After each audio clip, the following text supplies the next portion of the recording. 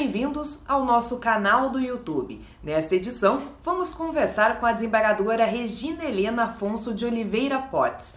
Obrigada, desembargadora, por estar aqui com a gente e nos receber em seu gabinete. Eu que agradeço a grande oportunidade de participar dessa sequência de história, sobre a história do Judiciário, e me sinto muito à vontade em fazê-lo e agradeço muito a lembrança do meu nome.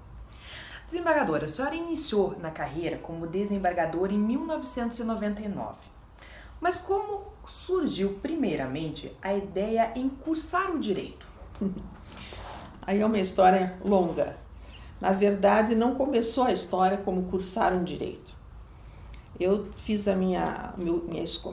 todo o meu estudo foi feito no Colégio Nossa Senhora de Sion até o curso de normalista, que hoje seria um magistério. Quando eu terminei aquele curso, foi no ano de dezembro de 66, a minha ideia era criar uma escola, um pré-primário, enfim, uma escola infantil e dar aulas. Naquela época, em 66, o vestibular era sempre no mês de fevereiro. E uma amiga, colega de Sion, me disse: eu vou fazer faculdade de Direito. Eu disse: eu vou criar uma pré-escola, vou dar aulas, foi para isso que eu me formei. Ela disse: mas por que você não vai fazer uma faculdade? Naquela época as mulheres não cursavam muito a universidade. Eu disse: porque a única universidade, a faculdade que me interessaria seria arqueologia. E como arqueologia não tem em Curitiba, não existe esse curso em Curitiba, eu manifestei a vontade de fazer esse curso e meu pai proibiu, ao argumento de que filha dele, solteira, não sai de Curitiba para estudar fora da cidade. Eu optei, então, por continuar sendo professora. Ela disse: então vamos fazer um acordo. Para você me estimular a estudar, nós podíamos fazer uma troca. Você faria uma faculdade que estivesse um pouco ligada à arqueologia, aí na hora me veio a biblioteconomia, onde eu poderia ler algum livro de arqueologia, estudar um pouco.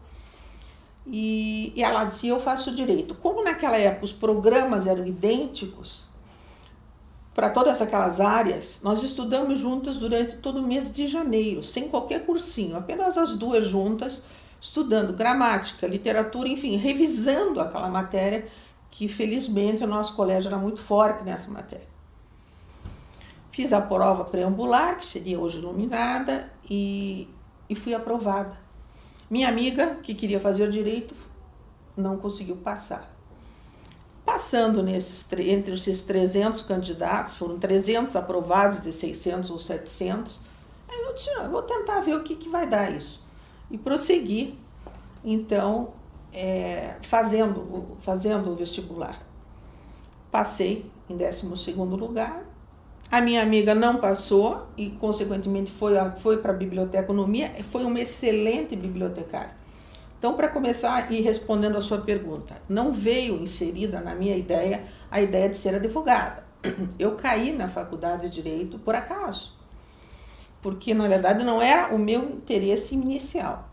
Me formei em 71, o curso se encerrou, a formatura foi 1, 2 e 3 de 72. Segunda pergunta: e o que fazer agora? Advogar, talvez. Dar aulas? Não. Definitivamente não. Aí uma amiga disse: vamos fazer um curso para magistratura, o primeiro curso da magistratura. Aqui no Paraná. Que foi aqui no Tribunal de Alçada, era nesse prédio, 9º andar. Tribunal de Alçada, professor Renato Pedroso. Ele era o professor do curso. Fiz aquele curso para magistratura, primeiro curso da magistratura. Vários colegas cursaram comigo, que depois até me trouxeram uma folha de jornal onde constavam esses nomes. Quando foi chegando ao final, eu falei: eu não quero nunca ser juíza, imagina, nem vou fazer prova no final, eu estava super bem colocada, nem fiz prova, abandonei. No mês de novembro de 72, e para te dizer que eu não tenho uma memória ruim, dia 14 de novembro de 72, era aniversário do professor René Dotti. Ele morava na mesma rua que eu morava, desembargador Mota. Ele foi a pé junto com o José Eduardo Camargo, um colega dele de escritório, me bateram lá em casa me perguntando se podia atendê-los. Desci, atendi, me convidando para trabalhar no escritório. A moça que estava lá como advogada ia se casar no mês de fevereiro ou março e eles precisavam de uma pessoa. Ele lembrou de mim, que fui uma aluna muito boa, etc. E eu, então, disse, olha, eu vou conversar com meu pai. Veja como era o sistema paternalista naquela época.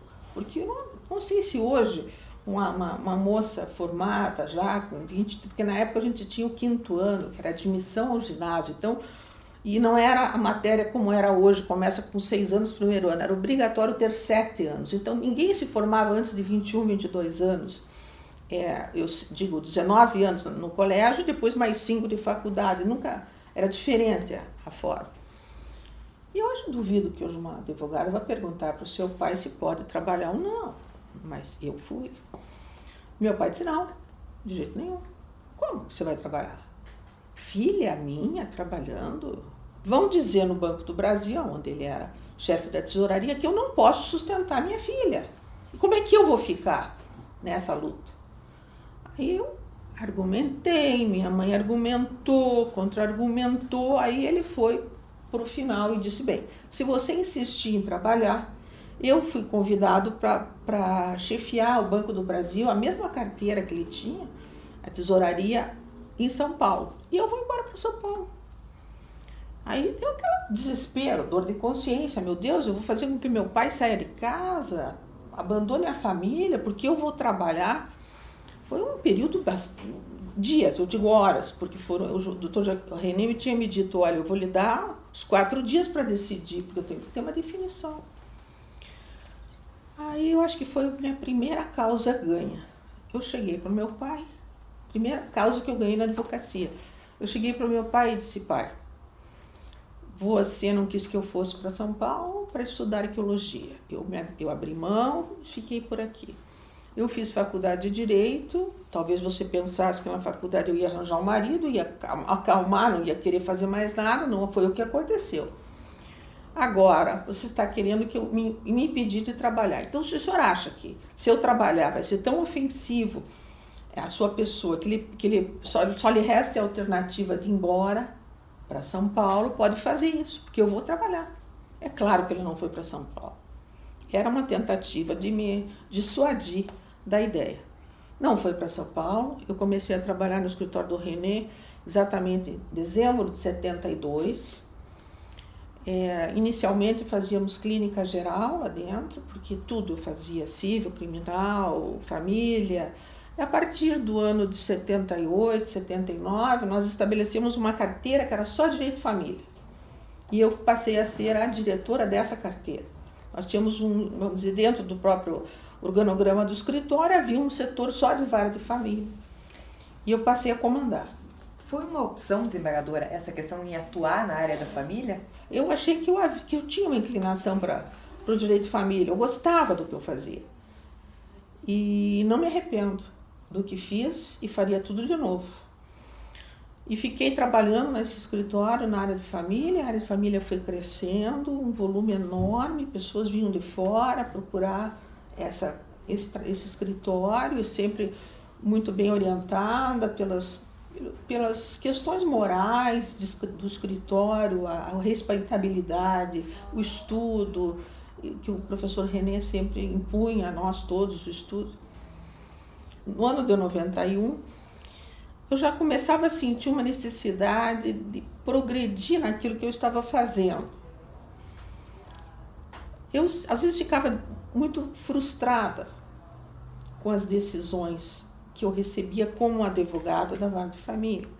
Falei, que tal se eu pensasse na hipótese de mudar de lado? Ou seja, se eu passasse a ser a julgadora, quem sabe eu conseguisse corrigir tantas coisas que eu sinto que não são corretas. E aí veio essa segunda fase. Com a morte do juiz Junei Leal, que era do 5º Constitucional, ele faleceu em agosto de 91. E aí começou o processo de sucessão, cuja primeira lista feita pela OAB foi no dia 25 de novembro de 91. E na sequência, a escolha da lista tríplice pelo Tribunal de Justiça, que foi em fevereiro ou março de 92, seguida depois de 30 dias da nomeação para o governador Roberto Requião, que aconteceu no final de março de 92. A senhora, neste momento, passou a integrar o Alçada, isso? Nesse momento, naquela época, havia o Tribunal de Alçada e não se vinha diretamente ao tribunal como desembargador. Apenas o único que veio nessa situação foi o desembargador Otto Esponhos. Depois, quando extinguiu-se o Alçada, evidente, todos os demais. Eu vim para o Tribunal de Alçada. E como é que foi essa experiência no Tribunal de Alçada, desembargadora? Eu sei que a senhora foi a primeira mulher a integrar o Alçada. Dentre todos os outros homens que estavam ali, a senhora como primeira, pioneira. Como é que foi essa experiência? Eu sei que a senhora tem algumas histórias que já a ouvi dando palestra, justamente contando um pouquinho dessa experiência, desse lado, inclusive, de trabalhar como mulher dentro de uma instituição onde a gente só tinha homens, né, até então. O Tribunal de Alçada era composto de 50 juízes. E com a vaga de Gilney Leal, 49. Foi feita a lista e entrei eu na lista e fui nomeada. Bem, aí eu tive 30 dias para me desincompatibilizar da advocacia, me preparar para a nova função. Nesse período, havia um movimento entre os colegas do Alçada de como é que iria ser um tribunal com uma mulher. Os lanches, na época havia um horário de lanches, às 3h30, regimentalmente se paravam as sessões e se ia para uma sala onde se servia uma torradinha, um café, uma coisa, e todo mundo conversava. E como é que iam ficar essas sessões? As piadas que eles contavam, as brincadeiras entre eles, iam ficar todos tolhidos pela presença da mulher.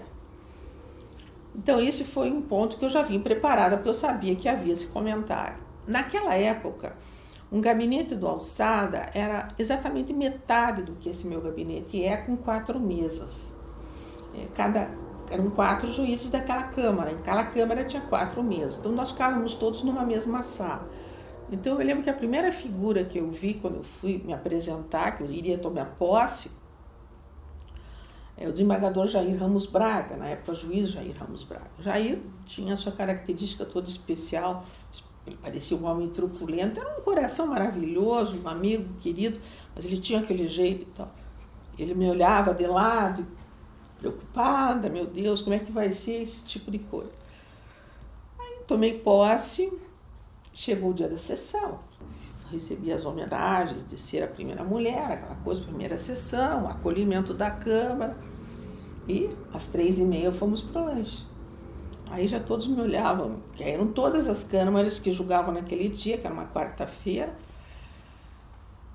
Também era a quarta Câmara, por incrível, que hoje eu estou na quarta Câmara Civil, lá também era a quarta Câmara. E eles então começaram já a ficar ali meio me olhando e tal. Daí eu falei, olha, vamos quebrar esse gelo aqui. Eu sei que eu sou a primeira mulher, me sinto muito honrada em sê-lo e estar aqui com vocês. Grande parte aqui dos colegas eu conheço, foram meus juízes, quando eu era advogada. E não se constranjam, não. Não, mas como não se constrange? As nossas piadas, eu digo, eu adoro uma piada. E por falar nisso, eu vou contar a primeira. E contei uma piada ali, brincando, todos eles riram e tudo. Mas, apontando para aquele caminho que você me falou no início, quando eu andei pelo corredor do Alçada, eu vi que só tinha um sanitário escrito, privativo dos juízes. Aí eu falei, ué, mas nunca teve uma juíza mesmo. Havia, às vezes, alguma substituta, talvez. Acho que a doutora Lília Lopes Teixeira foi substituta, não me lembro. Mas como é que faria? Aí eu fui falar com o Darcy Nasser de Mel. Fui falar com ele, presidente, como é que é? Eu vi aqui que tem, qual é o banheiro, a toalete que eu vou usar? Ele disse, dos funcionários, porque aqui só tem uma que é privativa do juiz. Eu disse, mas por que não tem privativa? Então, essa do juiz eu não posso ir. Não, é nossa. Eu digo, não, a partir de agora é minha também. Eu sou juíza, mas como é que vai ficar? Não sei como vai ficar. Eu vou entrar, se tiver algum juiz se utilizando do banheiro, eu vou cumprimentar, vou entrar e tal.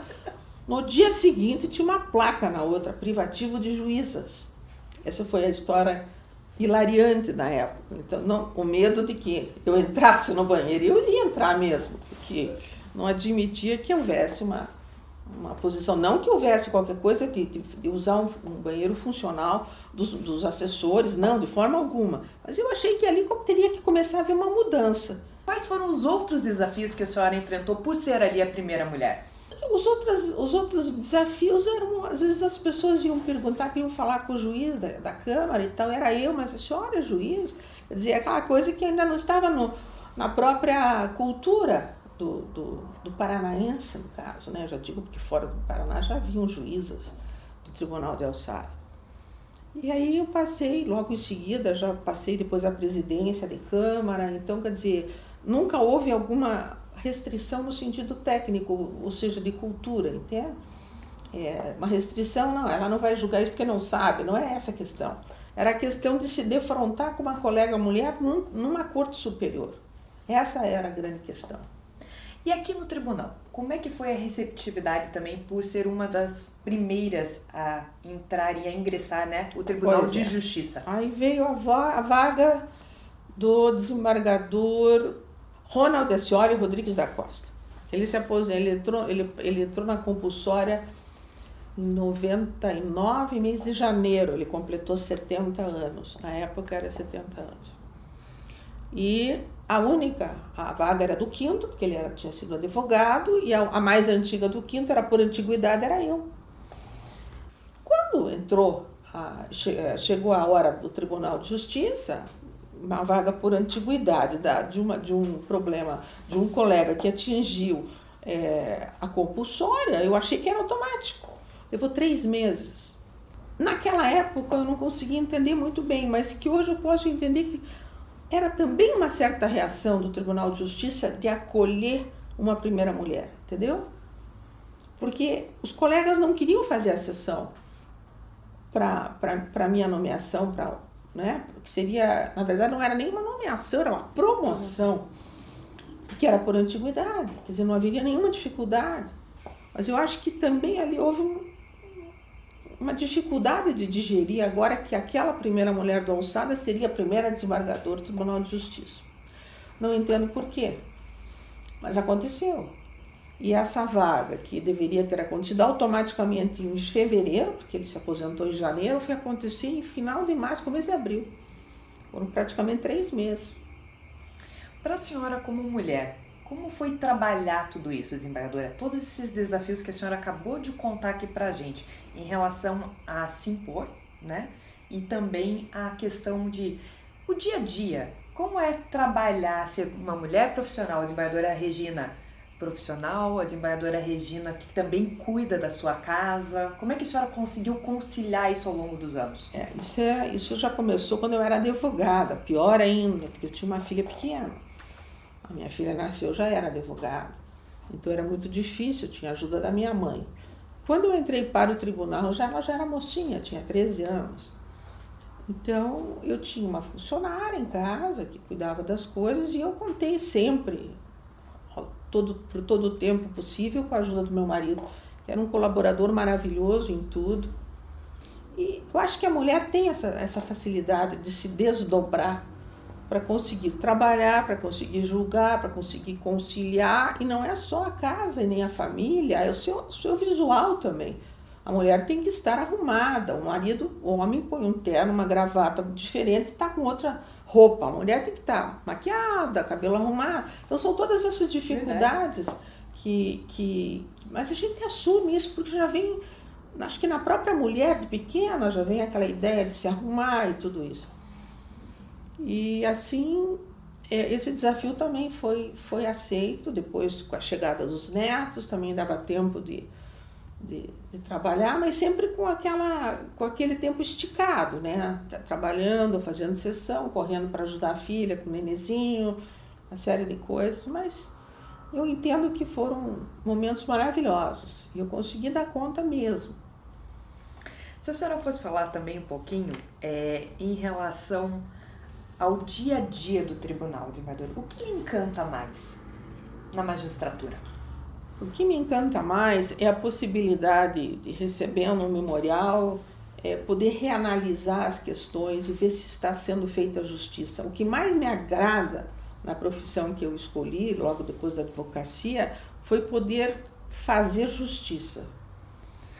A senhora aqui falando com a gente, desembargadora, mostra que gosta de desafios. E hoje, qual é o desafio da desembargadora Regina atualmente? Bem, eu digo que fiz um caminho, e quando você chega num determinado ponto do caminho, eu vi que tinha uma placa escrita retorno. Eu estou fazendo agora o retorno.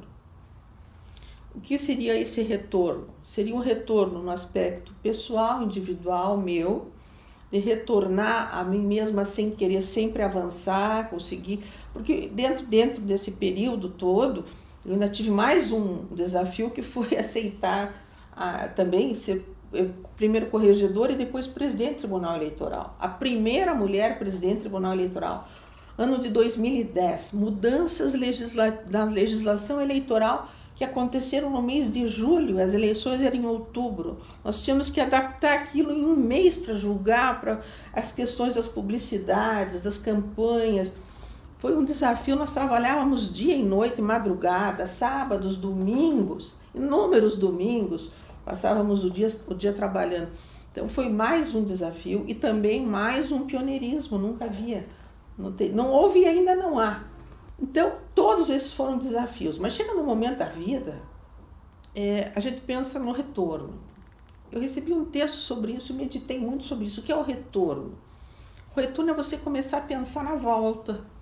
Você não precisa mais continuar indo, ganhando lugar, eu quero ser isso, quero ser aquilo, quero ser mais aquilo, agora eu quero chegar a ministra do superior, não, agora é o retorno. O que é o retorno? O retorno é aproveitar o dia a dia profundamente do seu gabinete, dos seus assessores, dos seus amigos, retornar a você mesma como pessoa, porque eu estou aqui, mas eu estou aqui, isso aqui não é meu, eu estou aqui. Então, esse tipo de coisa, a meu ver, constitui o verdadeiro retorno. Você fez toda aquela escalada em busca do teu trabalho, se aprimorando como mulher, como profissional, depois como juiz de alçada, depois como desembargadora, Tribunal Eleitoral, que é outra matéria que também tive que aprender, estudar para poder presidir, ser corregedora. E aí você chega no momento e diz, agora eu quero retornar. Quero retornar a mim mesma, as minhas origens, entendeu? E esse é o ponto que eu acho que hoje é o meu desafio, é conseguir me ver sem a toga, sentindo que isso aqui é passageiro, como tudo é passageiro.